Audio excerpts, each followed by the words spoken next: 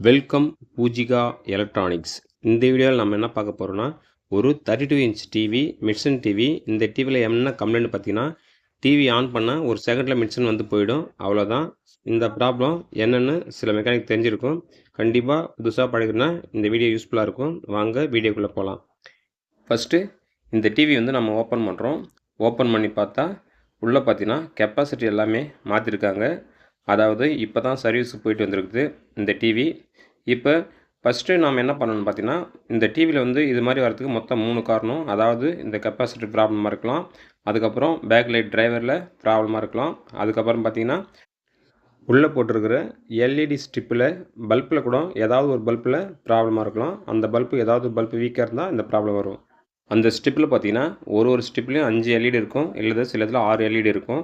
அதில் ஏதாவது ஒரு எல்இடி வந்து ப்ராப்ளம் இருந்தாலோ, அதாவது ஓவர்லோடு மாதிரி காமிக்கும். இப்போ எப்படின்னா, ஒரு எல்இடி வந்து 6 வோல்ட் எடுக்குதுன்னா, அந்த வீணாக போன எல்இடி பார்த்தீங்கன்னா ஒரு 7 வோல்ட் எடுக்கும். அப்போ வந்து பேக் லைட் டிரைவர் பார்த்தீங்கன்னா வோல்டேஜ் வந்து அதிகமாக லோட் ஆகுதுன்னு சொல்லிட்டு இது ஆட்டோமேட்டிக்காக சப்ளை கட் பண்ணிவிடும். இதான் அந்த வேலை நடக்கும். அதனால் எல்இடியில் ஏதாவது ஒரு பல்பு வீக்காக இருந்தாலோ, இல்லை வீணாக போயிருந்தாலோ கண்டிப்பாக இது மாதிரி ப்ராப்ளம் வரும். இப்போ நம்ம பேக் லைட்டில் பார்த்தீங்கன்னா சப்ளை கொடுத்து செக்கர் மூலிமா சப்ளை கொடுத்து செக் பண்ணுறோம். அதாவது இந்த டிவி பார்த்தீங்கன்னா ஒரு 56 வோல்ட் வந்து எடுக்குது. இதே பார்த்தீங்கன்னா போர்ட்லேருந்து போகும்போது ஒரு 60 வோல்ட் கூட எடுக்கலாம். அதாவது செக்கரில் பார்த்தீங்கன்னா சப்ளை வந்து நம்ம செக் பண்ணும்போது ஒரு 10 வோல்ட் 5 வோல்ட் கம்மியாக தான் காமிக்கும்.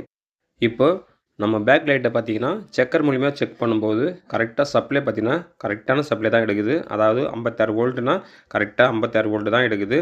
அதை நான் 3 டைம் வந்து ஆஃப் பண்ணி போட்டு பார்த்தேன். கரெக்டாக அந்த 56 வோல்ட்டு கண்டினியூவாக இருக்குது. இதே சப்ளை வந்து வோல்டேஜ் ஏறினாலோ இல்லை குறைஞ்சாலோ கண்டிப்பாக பேக் லைட் தான் ப்ராப்ளம் தெரிஞ்சிருக்கும். ஆனால் இதில் பேக் லைட் ப்ராப்ளம் கிடையாது. அதனால் இப்போ நான் அதுக்கு முன்னாடி இருக்கிற கெப்பாசிட்டர் மாற்ற போகிறேன். அந்த கெப்பாசிட்டர் வேல்யூ பார்த்தீங்கன்னா 330 எம்எஃப்டி 35 வோல்ட் கெப்பாசிட்டர். அந்த கெப்பாசிட்டர் எதுக்கு யூஸ் ஆகுதுன்னு பார்த்தீங்கன்னா, பேக் லைட் டிரைவருக்கு இன்புட் சப்ளை வந்து இதான் ஃபில்டர் பண்ணி கொடுக்கும். சப்போஸ் பேக் லைட்ஸ் டிரைவருக்கு இன்புட் சப்ளை சரியாக வரலாம் கூட இது மாதிரி தான் வந்து டக்குன்னு வந்து படம் தெரியும். அதாவது பேக் லைட் ஆன் ஆகும், ஒரு செகண்டில் ஆஃப் ஆகிடும். அதனால் பேக் லைட் ஃபுல்லாக நல்லா இருக்குது. இப்போ வந்து இந்த கெப்பாசிட்டர் மாற்றி பார்ப்போம். இந்த கெப்பாசிட்டர் மாற்றி ஆயிடுச்சுன்னா ஓகே. அப்படி இல்லைனா நம்ம தனியாக தான் வந்து டிரைவர் வைக்கணும். அதாவது சப்போஸ் இந்த போர்டு நம்ம ரெடி பண்ணோம்னா டிரைவர் எப்படி வைக்கிறதுன்னு தனியாக ஒரு வீடியோ சொல்கிறேன். அதுக்கு முன்னாடி பார்த்தீங்கன்னா நான் வந்து கெப்பாசிட்டர் பார்த்தீங்கன்னா எலக்ட்ரானிக் கெப்பாசிட்டர் அதிகம் மேக்ஸிமம் போடாதீங்க. இது மாதிரி சாம்சங் கெப்பாசிட்டர் போட்டிங்கன்னா ஓரளவுக்கு உங்களுக்கு வந்து லைஃப் வருது. எலக்ட்ரானிக் கெப்பாசிட்டர் பார்த்தீங்கன்னா ரிட்டர்ன் வரது வாய்ப்பு இருக்குது. அதாவது எலக்ட்ரானிக் கெப்பாசிட்டரில் வீணாக போகிறது தெரிய மாட்டுது. இதே சாம்சங் கெப்பாசிட்டர்லாம் வீணாக போச்சுன்னா கண்டிப்பாக உப்பி மேலே வந்துடும். அதனால் வந்து இதுமாதிரி சாம்சங் கெப்பாசிட்டர் போகிறது தான் பெட்டராக இருக்கும். இப்போ இந்த டிவியில் பார்த்தீங்கன்னா இந்த கெப்பாசிட்டர் மட்டும் தான் ப்ராப்ளம். இப்போ ஒரு டிவி சர்வீஸ் வருதுன்னா ஃபஸ்ட்டு நம்ம எப்படி செக் பண்ணணும்னா இந்த வீடியோவில் தெளிவாக சொல்லியிருப்பேன்.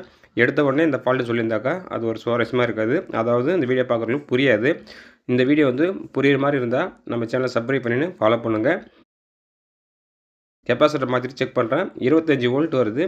அதே நம்ம ஆன் பண்ணும்போது பார்த்தீங்கன்னா ஒரு 56 வோல்ட் 60 வோல்ட் வரணும். இதில் எவ்வளோ வருதுன்னு நீங்களே பாருங்கள். இது ஆஃப் கண்டிஷனில் இருக்கும்போது, அதாவது ஆஃப் கண்டிஷன் இருக்கும்போது 25 28 30 வோல்ட்டோட வரும்.